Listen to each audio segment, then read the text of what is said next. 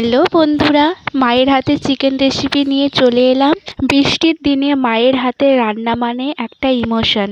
তাই আজকে চিকেন নিয়ে এসেছিলাম। তো প্রথমে চিড়ে চিড়ে করে কাটা পেঁয়াজ দিয়ে তাতে একটা তেজপাতা, আদা বাটা, রসুন বাটা, পেঁয়াজ বাটা, লঙ্কার গুঁড়ো, হলুদ, লবণ দিয়ে মশলাটা ভালো করে কষিয়ে নিয়েছিল। তো এটা আমার দিদিমার স্টাইলের রান্না, মা শিখেছে। তো এখানে মা কাঁচা তেল দিয়েছে অনেকটা পরিমাণে।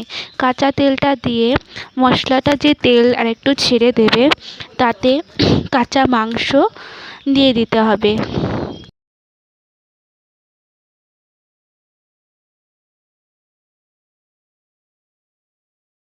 ভালো করে নাড়াচাড়া দিয়ে ঢাকা দিয়ে দেবে।